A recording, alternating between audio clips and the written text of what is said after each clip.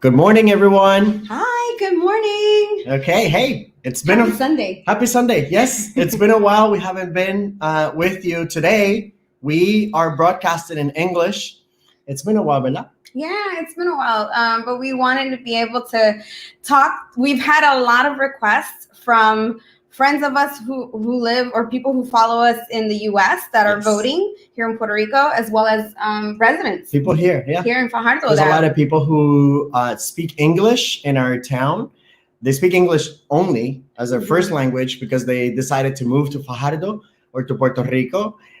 There's other people who prefer to listen to web shows and content in English because they maybe digest it better, or it makes more sense to them, or maybe it's a different way of like learning what is being said. So that's why we're doing this in English, and we'll continue for the rest of this week, and for the rest of we're gonna keep making videos in English because it makes sense. So it's gonna be Spanish and English from now forward. So welcome once again to our show. Please share this video and feel free to write comments on this video. We're going to be answering here. We have part of our team that is in charge of taking care of your comments. So thank you so much. And also let's begin because maybe somebody's watching, they don't know who we are, right? Because we're broadcasting on several platforms right now. We are all over the web, even in YouTube. So if you haven't subscribed to our YouTube channel, you can go there and just search for Leo Meléndez, and then you can subscribe and get some videos that we don't typically do through Facebook. It's different content. So good morning. My name is Leo Meléndez, and I am the independent candidate for mayor of Fajardo via write-in or direct nomination. And this morning I'm here with my wife in our home. Hi, my name is Michelle Galarza, and I am really proud of my husband. We've been through this journey. We've been going through this journey almost for 2 years. Yeah, like 2.5 years. 2.5 years. So we're so excited to be able to come to talk to you, and because we don't want you to feel like you're not included as a part of our community. And especially if you're a resident here in Puerto Rico, we know that you moved to this island, this enchanted island, because it's beautiful, the culture, the people, the food, it's paradise. So we want to make sure that at least in our town, you feel included and like you have a voice and also representation in what happens in your town. Yeah, so that's really important. So thank you once again for opening the doors of your home and to receive us this morning so we can speak with you for a few minutes in English for those of you who prefer to learn or to receive information via this language. So thank you so much. This morning we're going to be speaking about what are we speaking about? Well, before we talk about this morning, last night we had our first rally. Yes. So it was a first experience, honestly, where basically you just bring out all the people who support you. It's so exciting. It was so cool because we had a lot of people who came out. Thank you to everyone that came out to support us. So people came out in their cars. We drove around different communities. We had our jingle playing. Yeah. We had jingle, we have banderitas, like homemade banners. Well, flags. Sorry. I'm thinking like in English. I know, me too. I'm like translating, but like it's gonna be fine. I'm sure we'll adjust here in a minute. We just haven't been speaking English for a while, but it was like a caravan, like this rally, like festivity.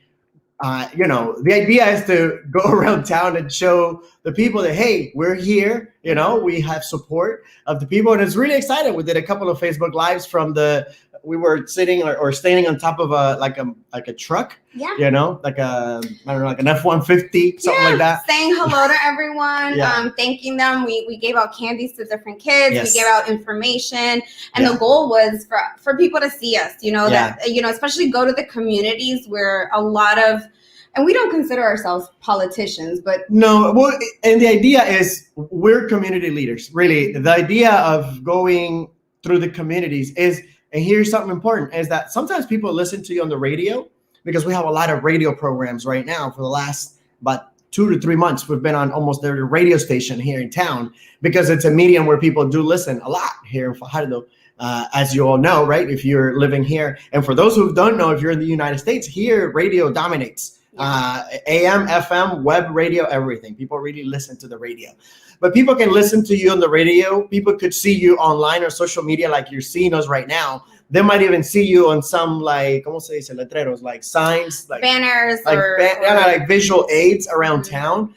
But until they see you physically and they, right, like people want to make sure that you're a real person, especially when you are a newcomer, then people might be totally agreeable with your propuestas, your issues, your proposals, everything you want to do. But until they don't believe it until they see you in person. And that's why we go do these rallies. It's really, really important to reinforce the fact that we are real candidates. We are people whom you've been listening to on the radio or on social media. And here we are going through your community to say hello and to put that final, that touch point of saying hi to everyone. So it was really exciting. So thank you so much for everyone that came out, everyone who supported the event. So many people behind the scenes who made so many things happen. Our team is absolutely fantastic. And a small but very powerful team. A small and powerful team. And the thing about this also, we are showing in a way the people who work in the town hall right now, the people who are government employees, I want them to know that we know how to lead people. I want them to know that we have the most extensive experience combined, Michelle and I, of over 30 years of experience of leading people, not in an office, not 9 to 5. Mm-hmm. We're talking about leading people in combat. We're talking about leading people in war. Michelle and myself are both former Marines. I served for 18 years in the Marine Corps, and my wife served for 13 years in the Marine Corps. I left Puerto Rico as an aircraft mechanic. Really, I tell people I left here to clean toilets. That's how I really started my career. But I left with, the island with the dream to become a fighter pilot. So throughout the many years, there was a blessing that I was able to achieve my dream of being an F-18 fighter pilot and also serve for 18 years in active duty and retire as a captain. When you are in that world, you're not only flying airplanes, but you're leading people and you're in charge of federal funds, public funds, up to $2 billion in federal funds that I had the opportunity to manage and to administer. Not only that, but logistics, international movements around the world, and really have a vast experience to be able to be the mayor of this town. My wife as well, she's had, she can speak for herself, but the point is that for the government employees of Fajardo, I want them to know that what they are seeing, just because you see a campaign that's efficient or a campaign that's a grassroots campaign, and maybe you're not spending, or we are not spending, hundreds of thousands of dollars in a campaign, it doesn't mean we don't know how to lead, because we are obviously the number one contender in this town. As a write-in candidate with a grassroots campaign with almost no money, our leadership skills are shining through. Yeah. And absolutely. That's what I want Fajardo, and we want Fajardo and the employees of our government, which will become part of our be our team. Right. You will be the team that continues managing Fajardo. That's not going to change. That if we are able to be so visible, right? If we are able to gain so much ground, if we are able to become the number one contender in this race with the least amount of money, then that tells you that we know how to lead. We know how to organize. And with your help, we can be so much better for Fajardo. Fajardo can really shine as a beacon of hope, as a beacon of cleanliness, as a beacon of transparency, as a beacon of progress in Puerto Rico. An example to the entire island. So how we can do things better. So don't be confused when you see signs on the streets of our campaign that are spray painted. We chose to do that. Yeah. We chose to not collect a ton of money because we didn't want to fall in the same trap that politicians fall into, and they become corrupt. if they're not already corrupt from the beginning. Mhm. We wanted to continue being humble and continue to work with the people and keep things simple to show that we can be a major force of change without having to be the same as the other ones, right, baby? Yeah, absolutely. So I want to just take an opportunity and thank all the communities that came out, said hello to us, Yes. showed us that warm Fajardeño Cariduro love to us. As your potential future first lady, I really felt it. The entire team, everyone that was with us was so excited. And just to reiterate what my husband said, we are a grassroots movement. We chose to not accept donations and any political favors, number one, because we are not politicians. We are community leaders. We've served our nation, defended the U.S. Constitution as well as the Puerto Rican Constitution. And we wanted to do it in a way where it was genuine and authentic to us.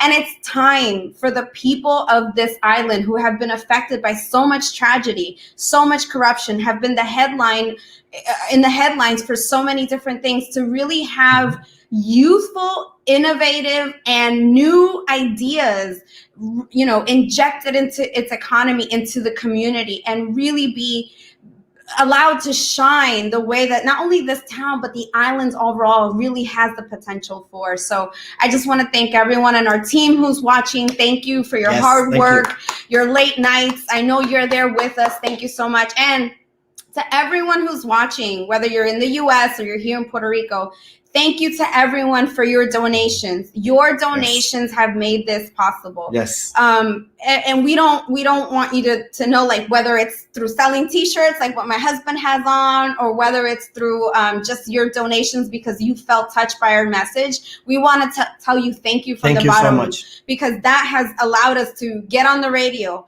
Radio is not cheap. No. That has allowed us to print those ginormous signs, buy the spray paint bottles, buy the things, the little materials for the flags, and we've had to get really creative. But all of you, whether it's been $20, whether it's been $5, whether it's been $100, whether it's been the max, thank you so much for your donation, because every little dollar truly does help. Yes. Truly does help. So we want to tell everyone thank you for that. So we have your mom tuning in. Hi. Hey, Mom. Hey, good morning. So, my gente, today we are talking about a little bit about our first 100 days plan. Yeah. And our plan. And before that, I want to remind you that I am a write-in candidate. I'm a write-in candidate. Okay. Do not be afraid. Do not please think that your vote's not going to count. It count just like anything else. Okay. Later in the week, in one of our broadcasts, we will do an interlude with our video. We can do that, right? Mm-hmm. Yes. We can do an interlude with our video of how to vote. It'll be in Spanish, but it's like a little doodle cartoon, so you can follow along, and you don't really need to understand what it says. Just follow what it says, or what it does. Okay. So just a quick sample, so you guys know, this is a sample promotional ballot, and it shows you how. I hope it shows it like the right way. It's not backwards. I don't know. Well, we'll try it. If it's backwards, if not, we'll post a picture of it in the comments. Yeah. How about that? So you want to show it anyways? Yeah. Let's just show it. Can you hold it? I'll hold it. Okay. In case if it's backwards, then I apologize. But we'll post also the graphic in the comments. Okay. All right, people. So this is a promotional ballot, okay? And you'll see that there's the all the columns of every party. This is the municipal ballot. Municipal ballot. When you're going to vote in Puerto Rico this year or these elections, you're going to get 4 ballots. One is the governor's, one is the legislative, one is the municipal, which is something like this, and one is going to be for the plebiscite. Where the plebiscite is voting for yes or no for statehood, okay? So this is a sample of municipal ballot, and you're gonna have 4 columns, or I should say 5 columns. You're gonna have the PNP, the PNP column, you'll have the PPD column, you'll have the PIP column, and then you have the MVC column. These are all political parties. And then you'll have the column where you'll make your vote for me, for us, which is a direct nomination or write-in. It's the last column to the right. You have to do 2 simple things. All you got to do is mark an X on the little box, like Michelle is showing, and then you're going to write by hand Leo Meléndez, just like it shows there. Leo space Meléndez, Meléndez. And you have to put a little accent on the second E of my last name, Meléndez, okay? And that's how you vote. It's really simple. Your vote counts just like any other vote. I can promise you that the electoral process, with all its flaws, it still counts your vote. So, and actually, I think this vote is very cool because it's like the most direct way of saying, no, I really want this. Mm-hmm. So you write it in. So there you go. That's the writing sample ballot. And we're going to be putting the graphic in the comments when we finish the broadcast. So you can see exactly how to do it. We'll also upload a little doodle video so you can see as well how to do it. And any other information we have. We just have a lot of content coming up this week, and we're really excited. But little by little, we'll be showing. My wife always tell me, like, don't say everything. And I'm like, I want to tell everything. But she's like, no. We want to make sure, that we just give information in little chunks because it's so much that we want to do here in the community. Yeah. One thing that I want to say for everyone who's voting from the U.S., and submitting their votes over here, make sure 2 very important things. Please make sure that this X, and this is all written in black Sharpie. Yes. Black Sharpie. You must write it in black Sharpie. If not, the vote will not count. Believe it or not. That's how.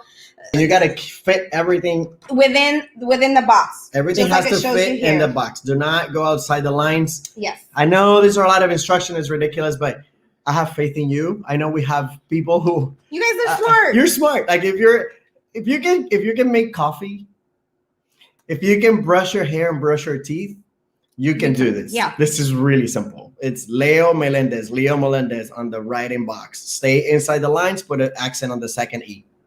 So, and then also don't forget that you have to submit a copy of your driver's license. Well, that's if you're for those who are voting. If you're voting in the U.S. If you're voting from the U.S. If you're voting from the United States, you have your absentee voter, and you haven't filled out your paperwork yet, if you haven't sent in your vote, please read the instructions. It's very important. Use a black Sharpie. Stay within the lines. Send it as soon as possible. Make sure you follow the instructions with the envelopes. Make sure you also send in a copy of your ID, of your electoral card. Mm-hmm. Inside with it. So no, just follow the instructions. They tell you. Sorry. This is happening when people don't read instructions. What I'm telling you, it's already there. I know you're smart and you can do this. So yeah. All right. Yeah.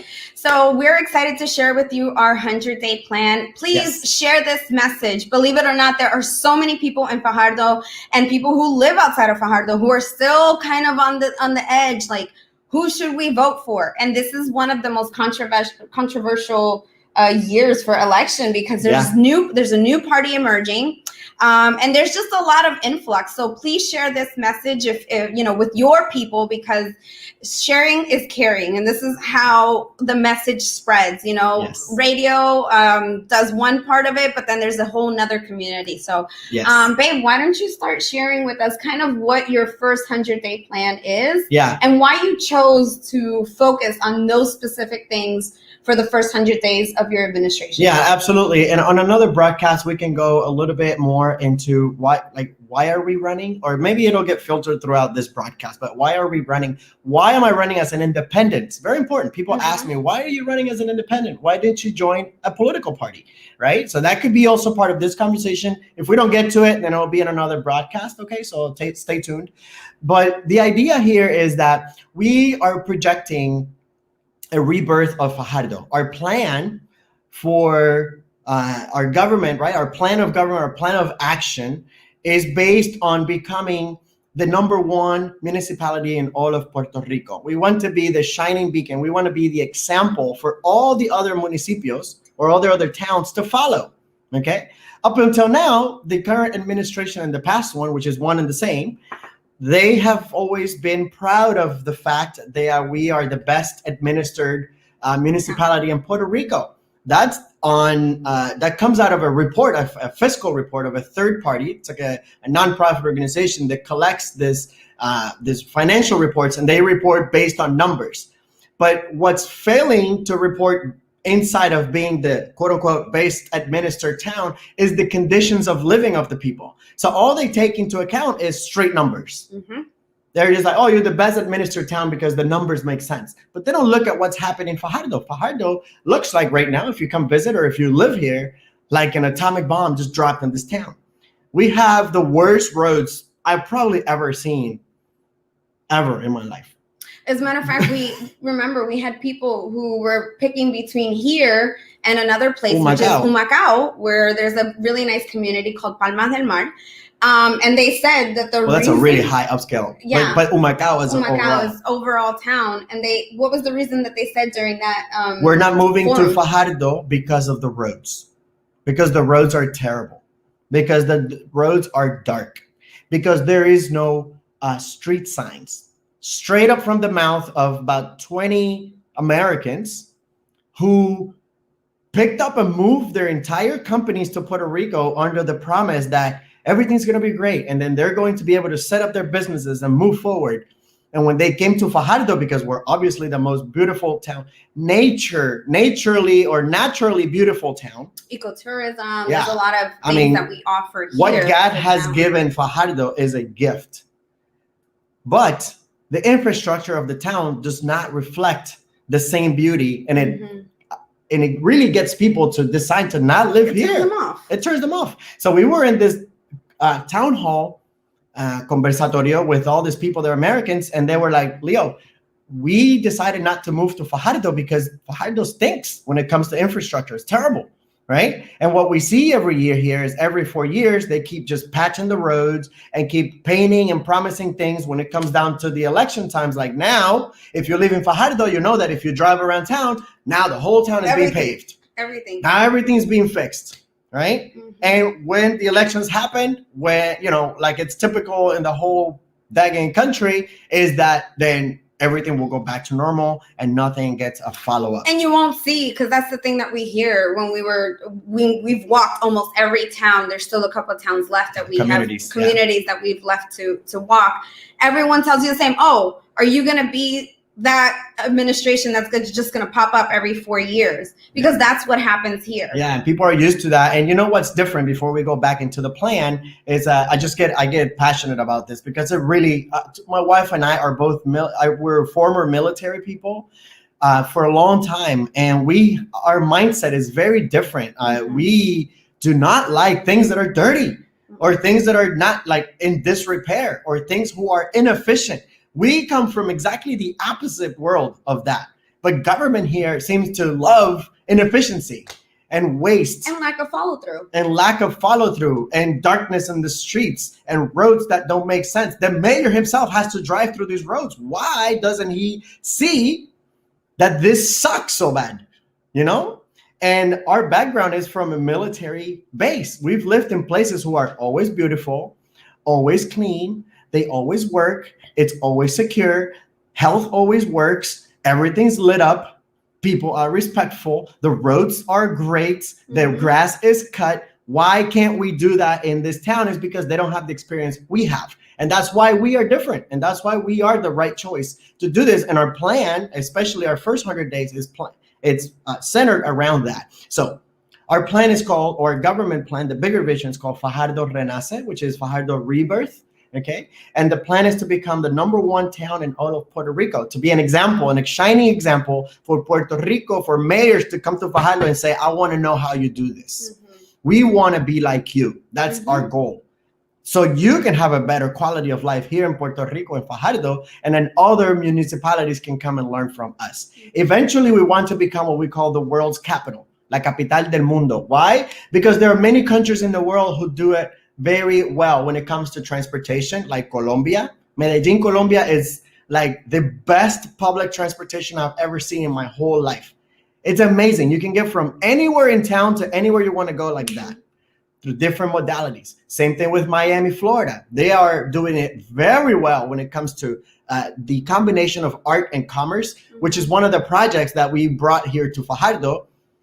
It's to paint murals in the downtown area to attract more business. The idea was so good that the municipality, the leadership of the administration, took the idea and ran with it. And then they kept painting more businesses, right? We did murals. They did the bare minimum, which is just paint walls.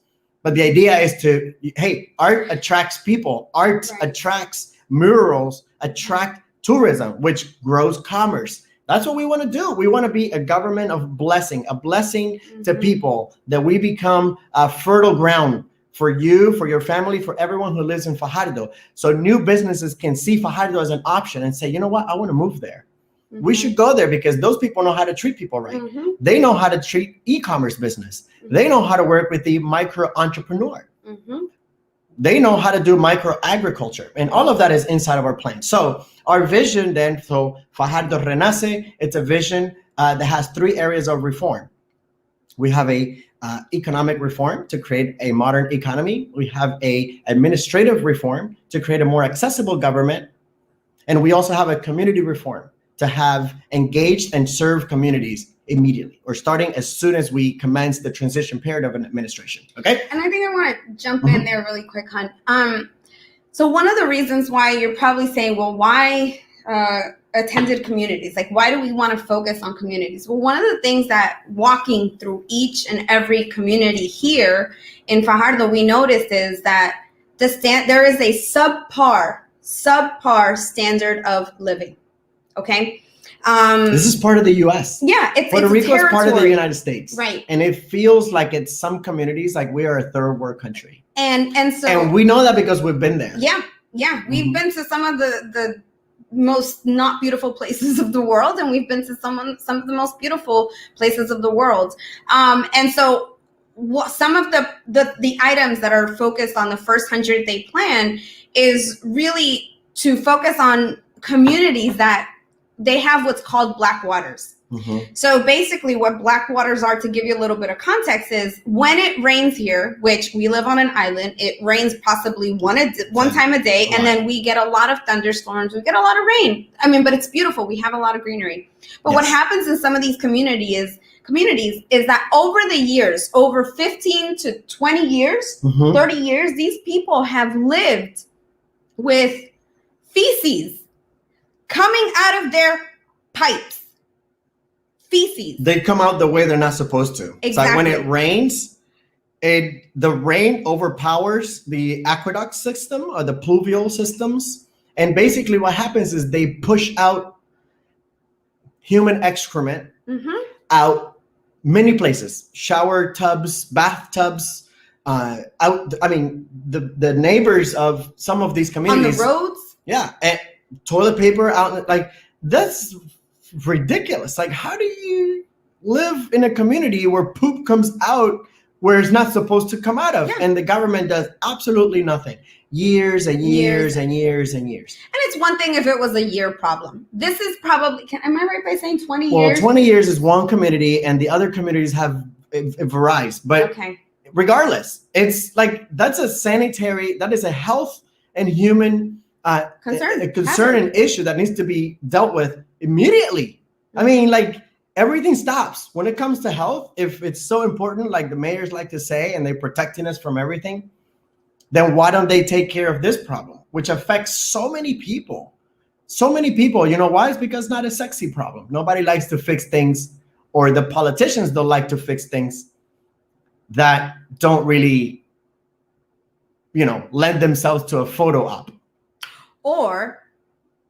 But it's necessary for the community. It doesn't raise the funds that they need. Or it doesn't raise funds. But here's the thing. People elect you to put you in that position to fix the sexy problems as well as the non-sexy problems. And the quality of life of people, no person should, especially living in a territory that's part of the United States, whether or not you agree with it, whatever your ideology may be, we're talking about just basic human principle, basic human life. Everyone should have, they should have not dignity. Dignity, yeah. They shouldn't have poop coming out of their water. No. They shouldn't. The roads. I shouldn't be driving and it's like flooded and I see excrement all over the place. Like, it shouldn't be that way. Yeah. So coming into our first 100-day plan, then it's so we'll commence with attending to our community problems who are long-term forgotten. Okay. So by order of executive order, we'll commence with signing up an agreement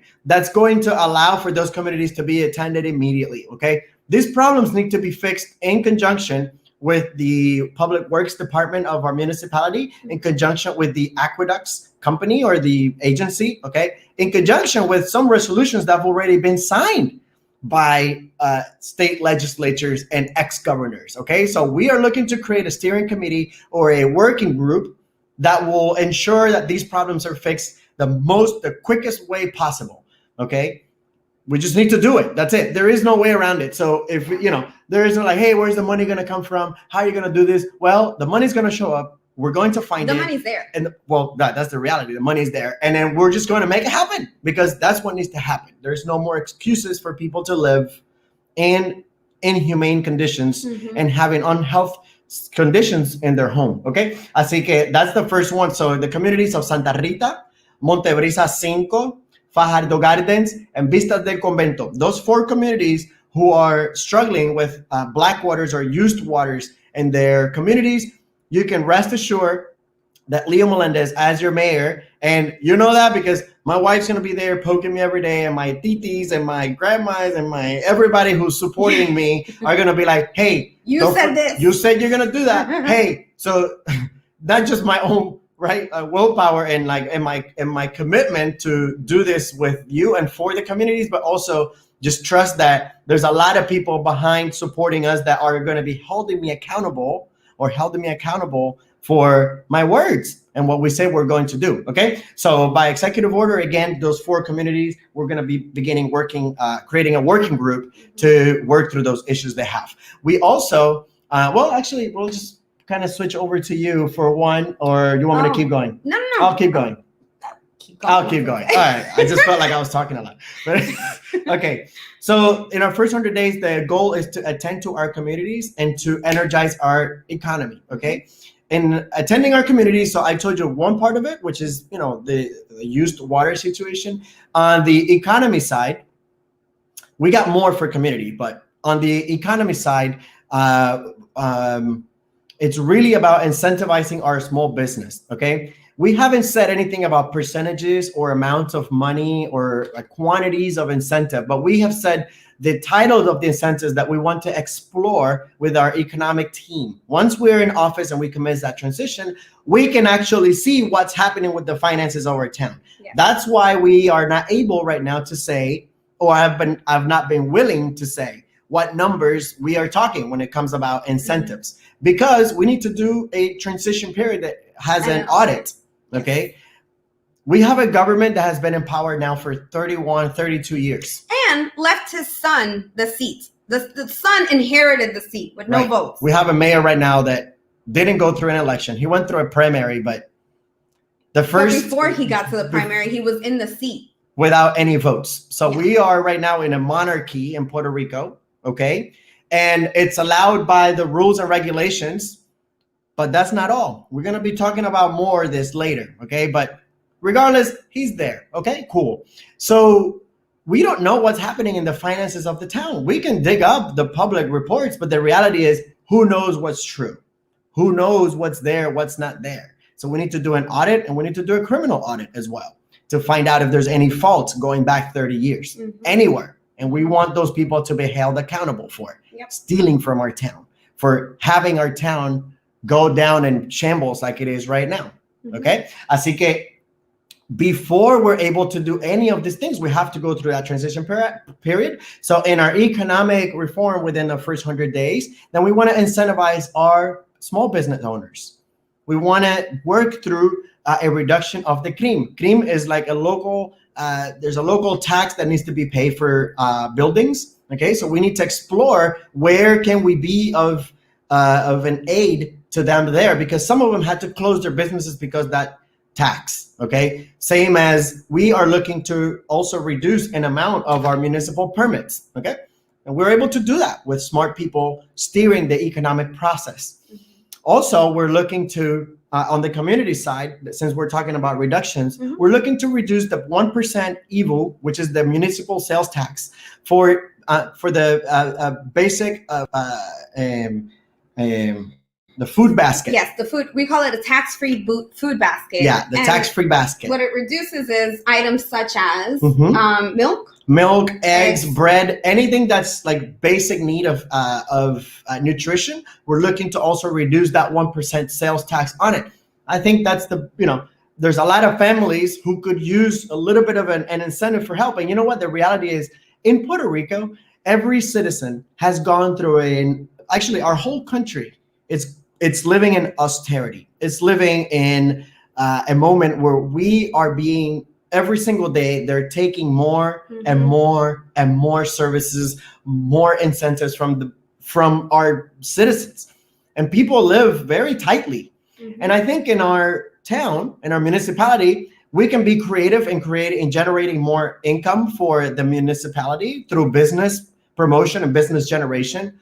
But we also have to be sensitive to the people, and eliminating a 1% evil tax, sales tax from a basic food basket goes a long way, especially for those families who sometimes they have to sit at the table with their children and they have to decide, am I going to buy tires for my car, or I'm going to fix my car, or do I buy a couple cans of Chef Boyardee spaghetti for my kids? When you can save $5 or $10 on something to make a decision easier, whether to fix your car or to feed your children, it's important. A 1% sales tax reduction is the least we could do to serve the communities while we are working on our bigger economic plans to bring employment, to bring more opportunities to Fajardo. While we are working through those bigger visions, then we need to do something immediately to aid the families, especially those who are in real need in some of our communities, which there's people who live in our town in conditions that it will just make you cry. And most people don't know that. Most people have no idea that we have a abject poverty.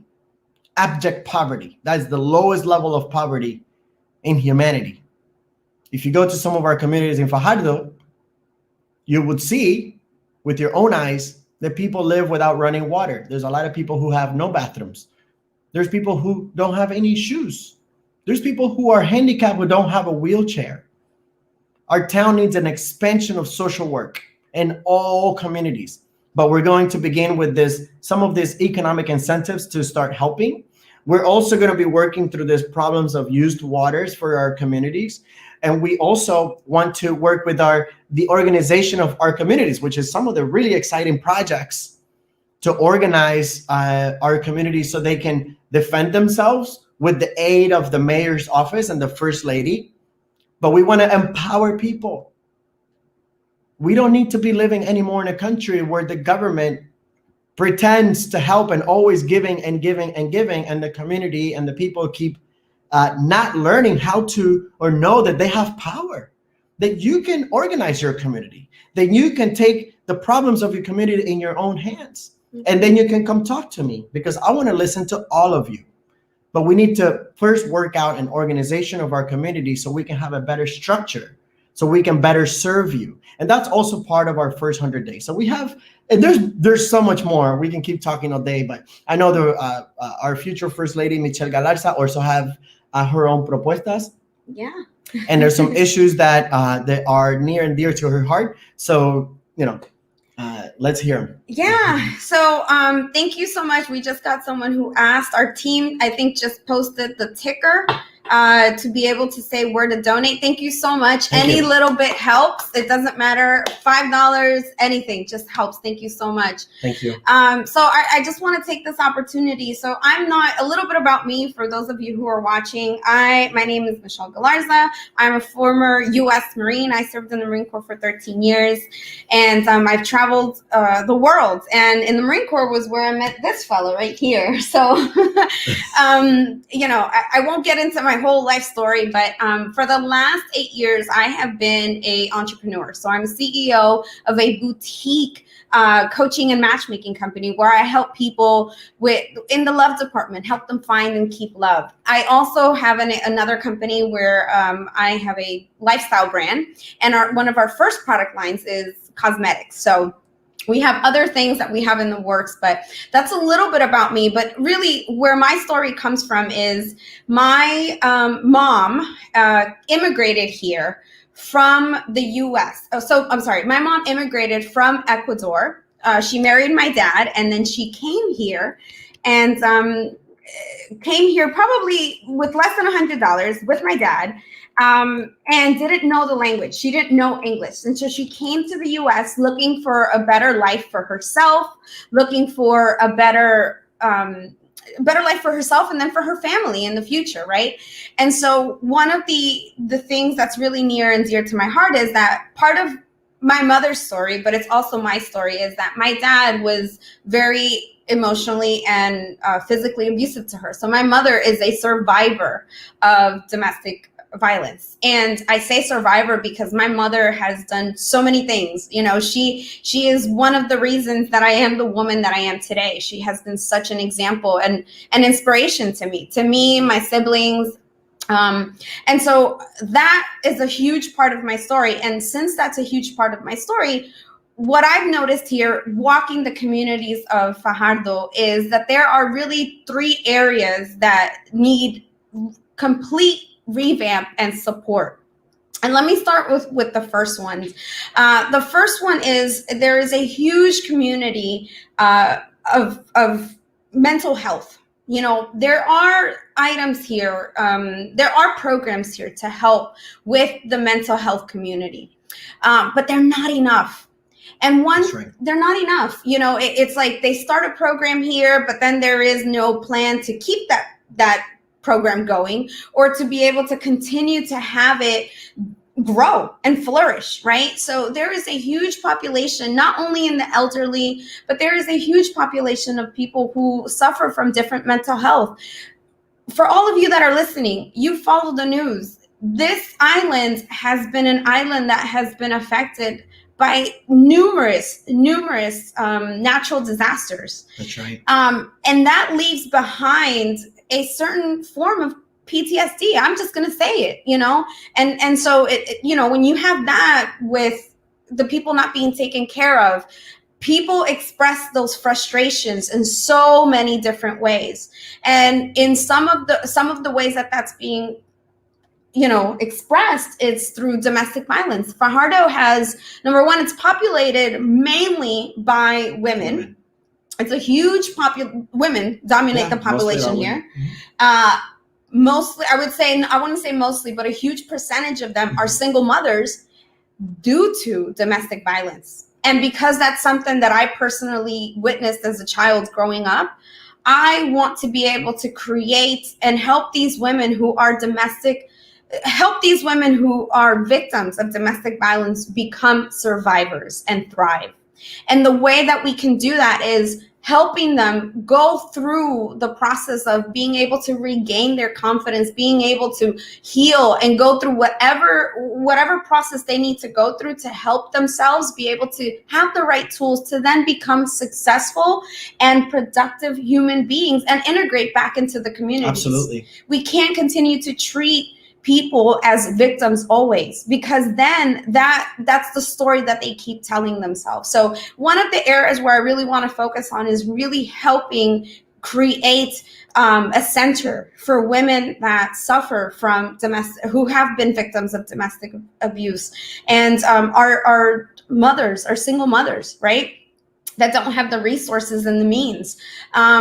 That's one area. Another area is, for those of you who don't know, my family, my husband and I, and your family too, we're all animal lovers. That's right. We're animal lovers. We're big animal lovers. I have Pepe right here who's laying down looking at me like, why are you talking about me? But so we're big animal lovers. My mom has one Maltese. She had 2 cats at a point, and then she had small little silky terriers, right? And they're like our brothers and sisters, you know? And one thing that I've noticed just walking the streets yesterday during the rally, we were driving by one of the communities and we saw a duck, a sheep, and a dog just laying out there. You know what I mean? Just laying out there. And we looked at each other and we're like, why is there a sheep, a duck, and a dog just laying there? And that's just one little sample. If you allow me to jump in for 30 seconds. Yeah. That's what usually when we do our Facebook lives or when we're talking to people in the community or in our comments, Fajardo is a huge animal lover community. Huge animal lover community. A lot of people really want to see something done with the animals of our town, with the animals who is not their fault that they are out in the streets. Abandoned. They're abandoned. They're homeless. They need care. They need sterilization. They need vaccination. They need love. They need adoption, and that's what our future First Lady is speaking about. And it's a great initiative and idea to get a lot of people involved. But you'll talk about it. No, I listen. So so many people have written to us and told us, like, what are you going to do about the animals? Los animales realengos. I always have a hard time saying that. Realengos. ¿Qué van a hacer con los animales realengos? Well, we want to create a shelter for them, but not just any shelter. And I'm going to go back a little bit to the women's shelter. Thanks so much, Wadi, for throwing that in the comments, because my vision is we're not just going to create something to solve the problem. We want to also be able to invite the community to be a part of solving that problem. How so? Let me use the animal clinic or shelter as an example. There are people here they're young students who want to be veterinarians. They want to work with the animals, right? There's no other way than to combine that love along with getting the animals from the streets and then getting them ready to be adopted into loving, healthy homes. So what I propose, and is a part of the Office of the First Lady, is to be able to create something that's beyond a shelter. It's a center where we can have college kids from the university to come as an intern, work under the supervision of doctors, veterinarian doctors, be supervised, get to have that experience while they're taking care of these animals that are being picked up, that are just roaming the streets. Yes. And they can get their vaccinations, they can get the love and the care that they need, and then be able to get them reintegrated to get ready to go off into a healthy home and be adopted by someone who wants to have a pet. I think there's also an opportunity for us to be able to take a portion of those animals and help them or train them to be emotional support animals. Correct. We have a huge community, veteran community here. And like I said, Puerto Rico has been affected by so many natural disasters that, you know what, you don't have to be diagnosed with PTSD, but research has proven that when we have animals with us, they help improve our quality of life and extend our life as well. So, there may be some people who want to have an animal for that emotional support. So definitely want to have that, but not just the animal shelter where the animals come and get their vaccines and everything. Let's invite our youth who want to be a part of the process, or whoever is going to school to be a veterinarian, or maybe want to be as a tech. Let's have them come and be part of that through an internship program. So we have basically preventative care. We have the collegiate side of it. We have preventative care. And then we have the part where we're preparing these animals to go into a loving and healthy home. Or in service. Absolutely. Mm-hmm. So I think it's a matter of, and also as a part of my office as the First Lady, I want to be able to develop a plan where we are able to get those federal funds and make sure that we're planning for the expansion of it and, taking into consideration horses. We also have a problem here in this community of what's called cerdo vietnamita. Yeah, Vietnamese pigs that are roaming around in Fajardo, causing problems and disturbing, and then somewhat have become a plague, and my husband has been handling and working with those communities. That's another story we'll get into in another live. But, if those animals, if the USDA, along with, the branch here in Puerto Rico, because this is now at a different level, don't get to a conclusion, we're going to have to incorporate them as a part of this animal shelter or animal center, I want to call it. You know what I mean? Yes. So we have to be able to have the necessary facilities to also be preventative of, now there's also monkeys. What are we going to do with these monkeys? Know, we have loose monkeys. So this shelter needs to be for animals as a whole. That's one of the items.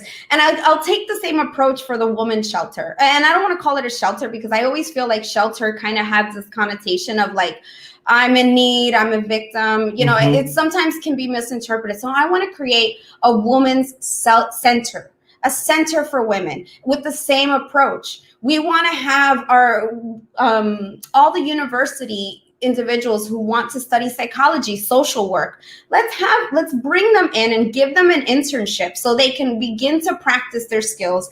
And you know what? When you do an internship, you really do determine whether or not this is the career I want to do. Yeah. And it helps really kind of give them a taste of what they can expect when they get out there in the world. And also from I there. like that internship idea. Yeah, I love internships. You know, I got to do an internship. My best friend's done internships. My sister is currently doing an internship for her master's. Mhm. And internships is a really great way to give a person a taste of what it is that they're going to experience in the real world. Yeah. And then, something that it's part of there's a lot of things, a lot of like thinking that goes behind all these propuestas. There's a lot of community psychology, okay, that is into or baked into these ideas. This is not just like, hey, let's do this because the people are saying this is what we need to do. Community psychology is the science and the art of bringing about a community that's whole, a community that has everything it needs to thrive. And some of these propuestas that everything comes from the office of the First Lady and from myself have that baked in, having communities that are complete, that you have care for the animals, you have care for the small business, you have care for families. It's not everything about poverty. Not everything is about people who are not doing well, because we have seen that during the pandemic.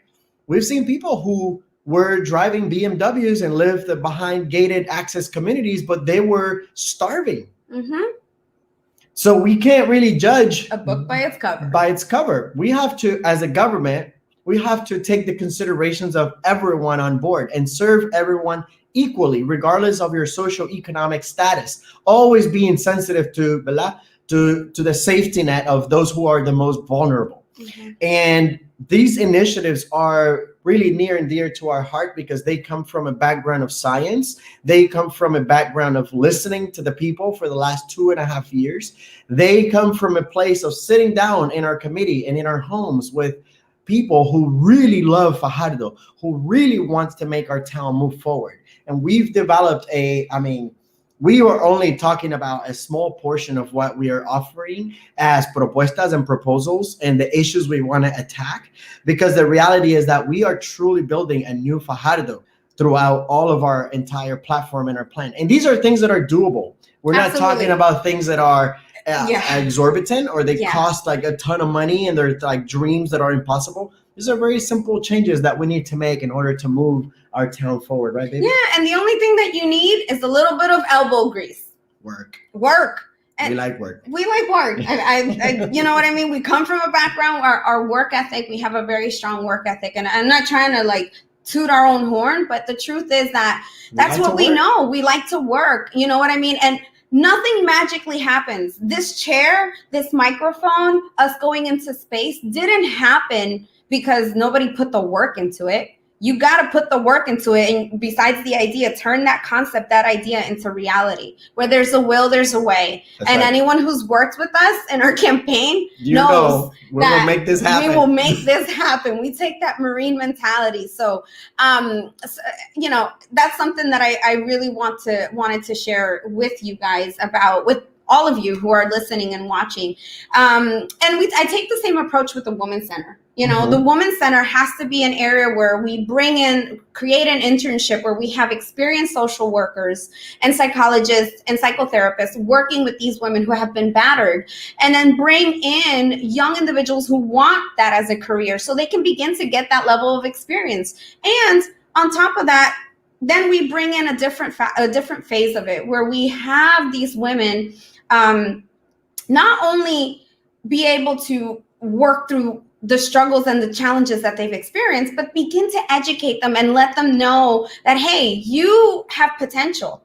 You too have potential. And they, create a program that allows them to be able to begin to dabble in whatever potential they feel that they have to offer to the world. Explore. Because believe it or not, we have to, as young adults, before you go to college, what do? You explore different things. I know I changed majors like 3 times. I'm just being honest, I've explored a couple of things. for those of you who don't know, I have a degree in business administration. I'm also a chef. I went to culinary school. And then I have my degree in social psychology. Why? Well, because I wanted to explore different things. So I think we definitely have to take that into consideration. And then the final phase of this Women's Center, and I love the name that someone threw out there, a Woman Development Center. That's exactly what we're trying to create. Oh, you know nice. what I mean? A Woman Thank Development you for that, Center. Wadi. Yes, thank you for that. This center, in the final phase of it, is then helping these women find jobs, helping these women, you know, maybe create a program, possibly create a program that allows them now to become interns and get that experience and then integrate, move from that internship position to integrate into society with full-time jobs. And I think we can make it happen. I definitely think we can make it happen. So I'm gonna pause there because I talked about the Women's Center. I talked about the Women Developmental Center. I talked about the Animal Center that we want to create. And then last but not least, there's another community that I've seen that is also underserved and is the future of our town and the future of the country, and that is children.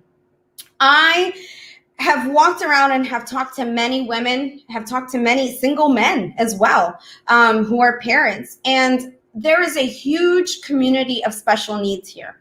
Yes. But there are not enough programs or resources for these individuals. Now, let me say, we have a big community of autism. We also have a big community of Children with Down syndrome. Thank you. Children with Down syndrome. We also have another community that's not talked about and that's underserved, and that is a community of children with high IQ. And what's happening here is that all these children are being served with the same resources. It's kind of like, oh, you hurt yourself, here's a Motrin. Oh, you broke your arm, here's a Motrin. You know, we're got a heart attack, here's a Motrin. Here's a Motrin. It doesn't work. It does not work. Yeah. Each of these communities. Oh, and then we also have children who are deaf, blind. Yeah. That's another community. And they're trying to take one solution to offer to all these children. And that's a Band-Aid. That's not really solving the problem, because you have to remember, a parent who has children with special needs takes a toll on the parent themselves. So we also have to think about the parents who are responsible for these children and with these children day in and day out, to give them also a form of relief.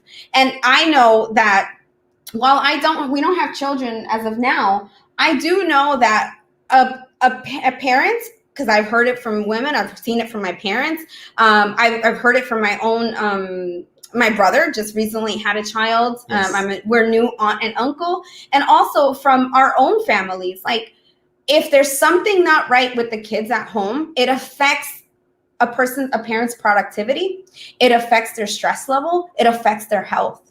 So we want to be able to serve those different communities by creating programs for each individual community that serves their needs specifically. What a child with autism needs, there's different spectrums of autism as well. You know what I mean? So we need to be able to develop those different layers and different programs for those different kids. First and foremost, there is no testing. I shouldn't say that. There's not enough testing tools and resources to really be able to identify where is it that this child falls in. And without that, we're not able to really determine what type of resources or program these children need to be able to thrive in society and reach their max potential. Yeah. So we need to work with the local medical companies and with the private side of the house, along with the municipality, right, the health department, to ensure that we have early testing.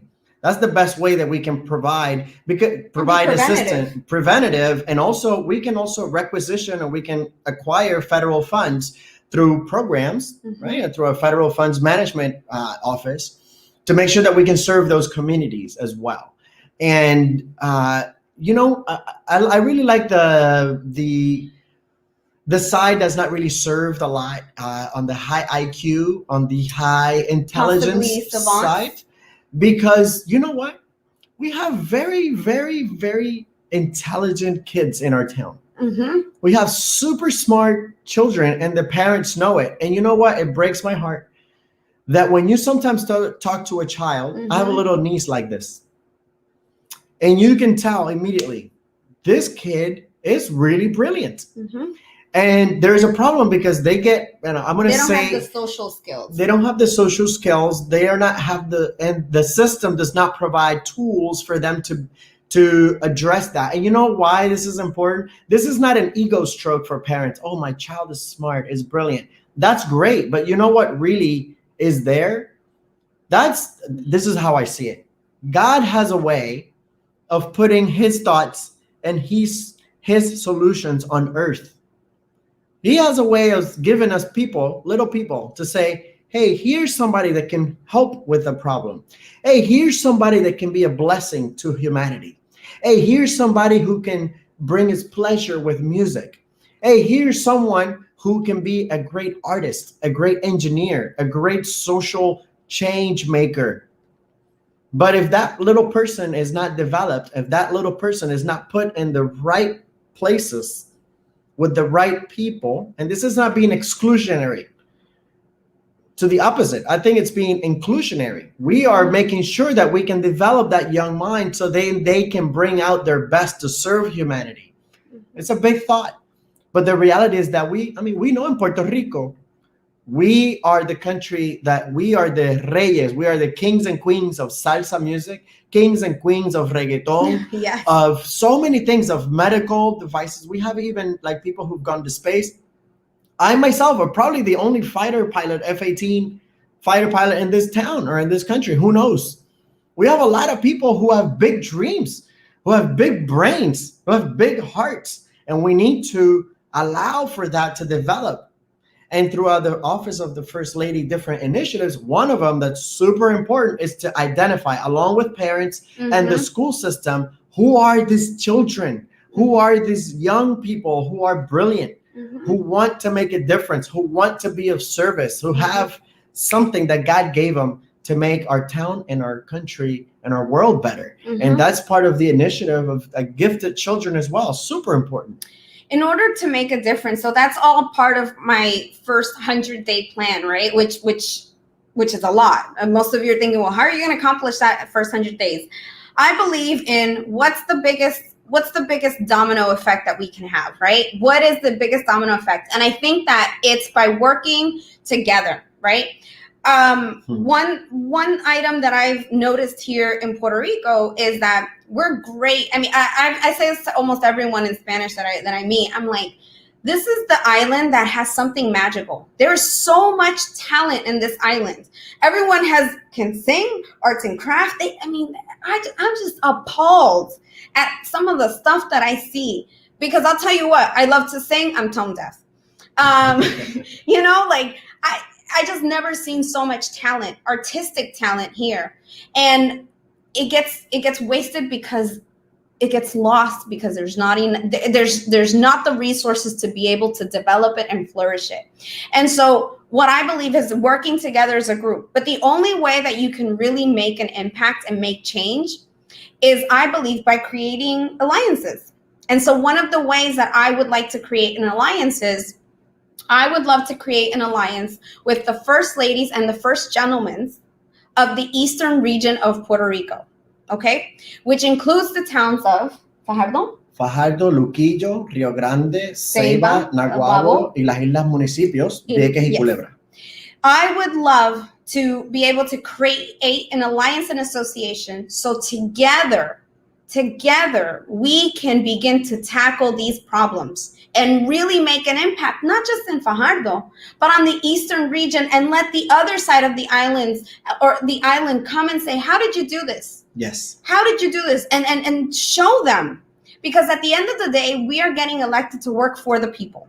Okay, we're here to work for the people. We're here to because we're not going to be alive forever. So we want to make sure that we plant the seeds for the generations that come after us to be able to continue making that difference and taking Puerto Rico to that next level. And so my proposal is being able, as part of the first 100 days, to sit at a round table meeting with all of the different first ladies, first gentlemen, or partners, because I am inclusive, and support all gender, everything. So whoever that may be, have them come to the table. And I think that we can, to some extent, combine resources. And secondly, these problems that we have in Fajardo, I have traveled to different cities, different towns and municipalities in Puerto Rico, and I will tell you that they are the same problems. So we're not talking about just a problem that's only in the eastern region or only in Fajardo. We're talking about problems that are affecting Puerto Rico overall. So we can combine these resources, combine and work together to tackle these problems and make a bigger impact. This isn't about just the Fajardo First Lady office making an impact. No, this is about us as a region being able to really change our tune to really make a difference. And you know what? Everything's not going to get solved overnight, but it starts with sitting at the table and coming together and being able to work together without talking about politics, because as a first lady and first gentleman and first partner, we're not elected officials. And I'm sorry to say, honey, babe, but something I've also noticed in Puerto Rico, this is not an elected office. I just get the privilege to be able to serve. Everyone has great ideas, all these beautiful things, and I've seen it in the town, and things come up, and then next thing you know, there is no follow-through plan. There is no follow-through plan. That's true. That happens. That I would say that's one of the biggest critical flaws in our country, and even in our town, is that hey, we got great ideas. Let's create this thing. Boom, it goes up, and there's and then nothing happens after it's been built or it's not being kept or kempt. We have a nearby town. I won't say the name, but to be respectful. But there's a nearby town where they've built this this little I call it mostrito. It's like this monster, a little like a project that goes nowhere. And then they built this thing next to the water, and it seemed like a great idea, but then it's left abandoned. There is no maintenance. There's nothing happens with it, and maybe some funds came available, and they're like, hey, let's do something. And the same thing happens everywhere, And I love the idea or your proposal of the alliance of first ladies and first gentlemen and first partners in the eastern area of Puerto Rico, because it would be that sounding board to the mayors who want to implement these ideas, these changes, and these programs, but then we need follow through. Yeah. And then who's best to serve that need, at least at the beginning, than the people who are in our lives and the people who want to be part of the process and who have gone through campaigning and are not just that, but also are public servants as volunteers, as people who want to serve the community. And now they are in a position of authority thanks to the votes of the people to then be of service, right? And follow through with these programs. So I love that idea. And I think it's really a great model for the rest of the regions of Puerto Rico to follow through with that, no pun intended, but to also model that way of doing business, if you will, because it really would serve the people greatly. So thank you for offering that. Yeah. It's really cool. I needed to sit down and I needed to walk the communities. I needed to talk to the people at all different levels, from gated communities to the person who is the person sitting at the dinner table trying to figure out, are they going to buy tires? Are they going to pay their cell phone bill? Or are they going to, take that money and spend it for food for their children, for their family, and those are real decisions that are made day in and day out here. And it breaks my heart, because I'm just like, wow, you know what I mean? Sometimes there's a lot of need, and a lot of that sometimes doesn't get expressed, and those people don't have a voice, and we want to be able to be a voice for everyone. So I would say that, one of the things is also, yes, Wadi, we need a new representative. We definitely need a new representative. My husband has ran with the terminology sin partido, sin colores, which means no, we work with everyone. Red, blues, greens, purples, pinks, any color. Any color.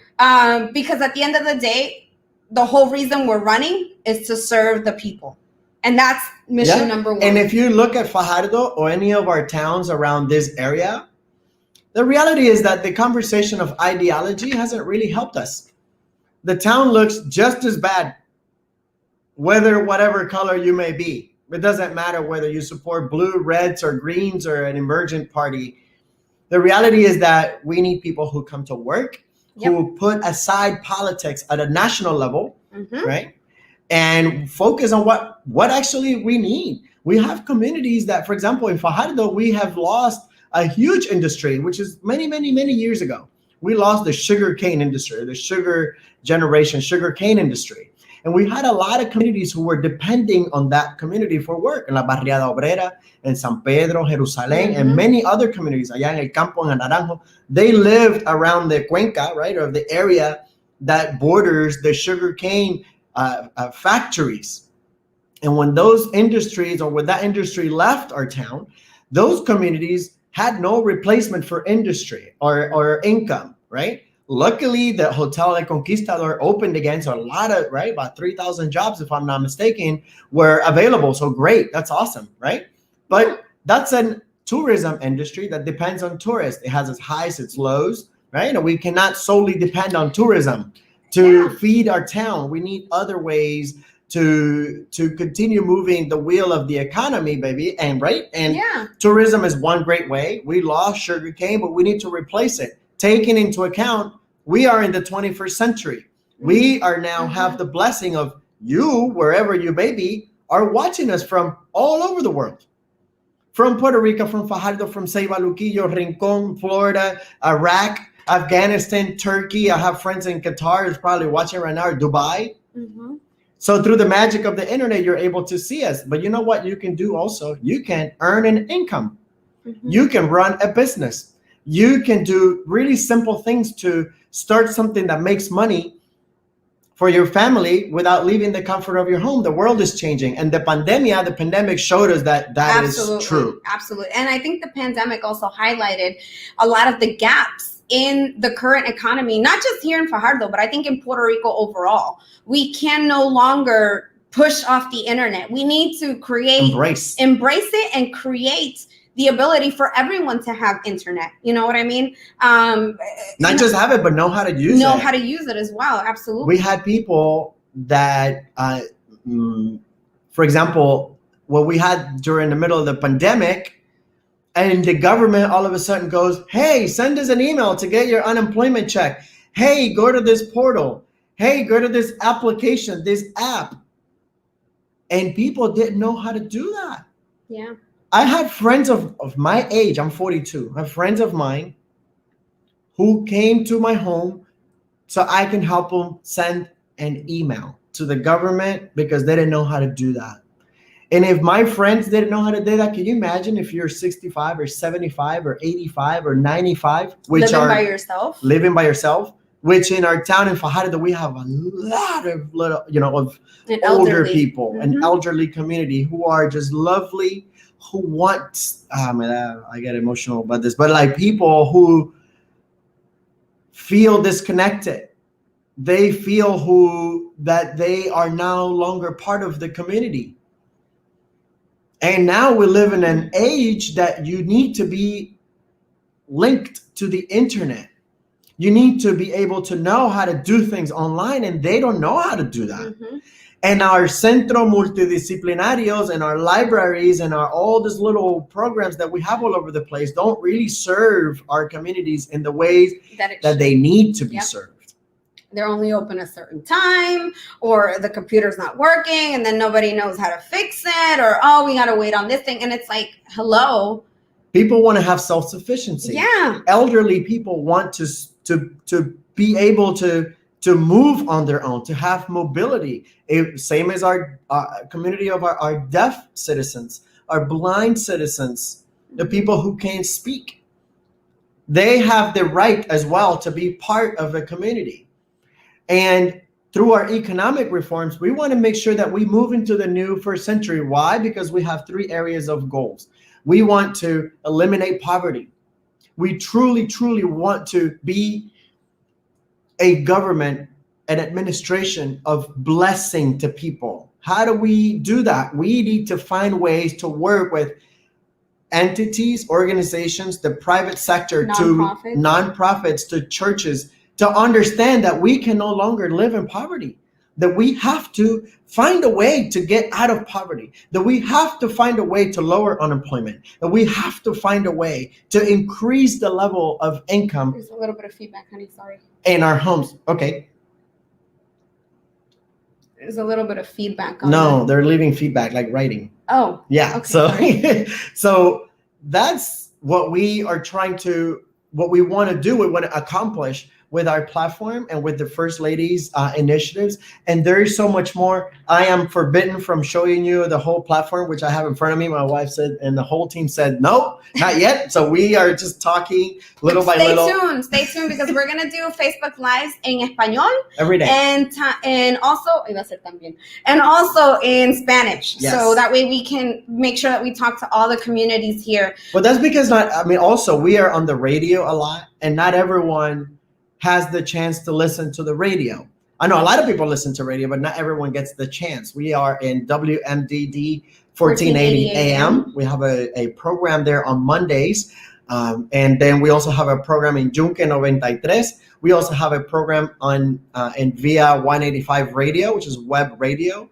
So we are in many different radio stations. We've also done a lot of lives or Facebook Lives for the last 2.5 years of being of service to the community.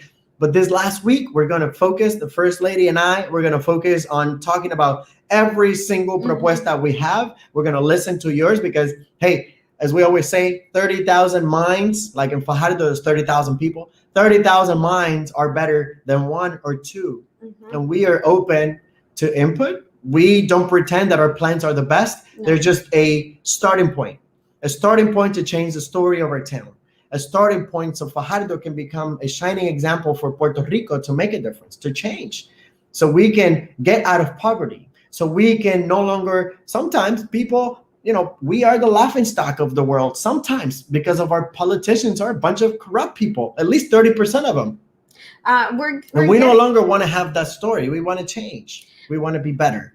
There's somebody here. Thank you so much, Ide, saying that it's not feedback, it's feedback from the microphone. So we want to, we're having a little bit of a tech problem. Okay. She said que no se escucha bien, we're not hearing you well. I'm not sure what's happening, but we're actually about to wrap up. Yep. And so we wanted maybe the computer is tired. Maybe it's telling us it's time to get up. It's time to get up.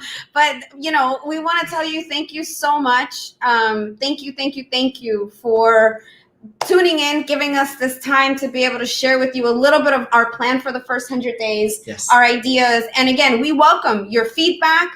We welcome your, we welcome your feedback. We welcome your ideas. Hey, we don't pretend to do it better. And one thing too that I want to highlight is we don't want to be or follow in the footsteps of the past administration and be in power for 30 years.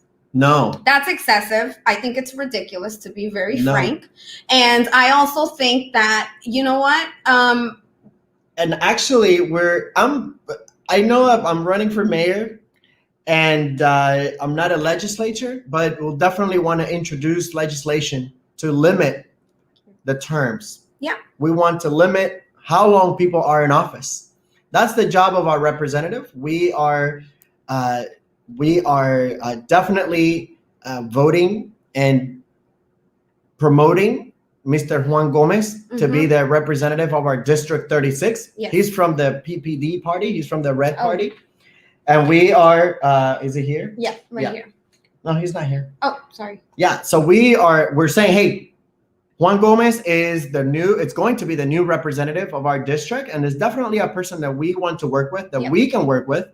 And it's a community leader. He's a public servant. He is a leader in all senses. He's a former teacher, and it's from Fajardo, and he loves the people. He loves the town. And every time we go out to do community projects, he shows up. He shows up. He's always there. So he really has an interest in in making our community better. And we want to make sure that we are working in those, with people like that to make a difference. And I'm sure he will support a limit of terms for our politicians, and especially in legislature, but also through our, the mayors. Yeah. We don't need to be people staying in power for 30 years. No. I mean, the reality is that you're just not going to do it right. Yeah. After 8 years or so, it's like, okay, dude, next guy, let's move on. Let's give an opportunity to another young person to come in and make a difference. Yeah, because times are changing. So with that, we're going to go ahead and wrap up. Thank you again for your time. We want to let you know, if you're in the U.S. and you use Venmo and you'd love to support our campaign, please, we ask you to, any little bit helps. $5. We're also selling T-shirts. Yes. T-shirts. And we are in this last week of selling our whole inventory that's left, which is not a lot. Yes. Okay. And for all of you for those of you who said, hey, I wanted a T-shirt, and I was like, hang on, it's because we were waiting for more production. Yes. So and we finally got them. We finally got them. So we are ready. So you can leave comments here. You can send us a message or just call 787, like that's on the screen. 534-7017. And for those of you in the U.S. who have Venmo, you can donate via Venmo. Now, if you are in Puerto Rico listening to us and you want to support our campaign, you can use ATH Móvil.